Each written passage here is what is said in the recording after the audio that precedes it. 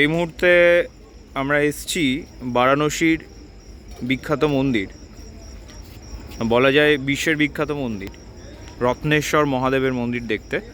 এই মন্দিরটা 82 ফুট উঁচু। বিশ্ববিখ্যাত এই কারণেই, বিশ্বের যতগুলো ইনক্লেইনড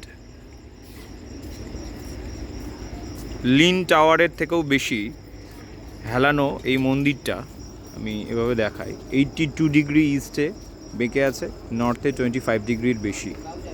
পৃথিবীতে এখনও টিকে আছে, যেটা পৃথিবীতে অদ্বিতীয় এবং বিরল, এবং পৃথিবীর সমস্ত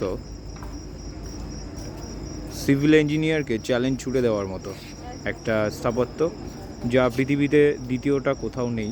কিন্তু দুর্ভাগ্যের বিষয়, আমাদের দেশে সব অশিক্ষিত মূর্খ হিন্দুর দল এই মন্দিরগুলোকে সংরক্ষণের জায়গায় মন্দিরগুলোকে যেভাবে ব্যবহার করে, সেটা যেন ওদের বাপের সম্পত্তি।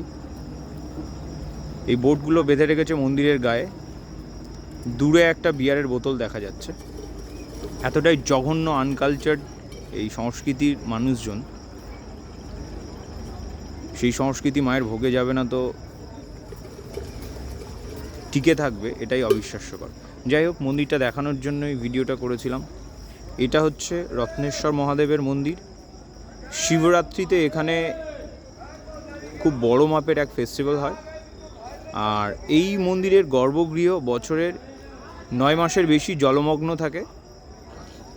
খুব কম সময়, মানে গরমের সময় গর্ভগৃহ যখন খালি হয়, তখন এখানে পুজো হয়। ওই চৈত্র মাসের শিবরাত্রি নাগাদ আর কি, বা নীল পুজোর সময়, ওই সময় একটু খালি হয়, তখনই পুজো হয়।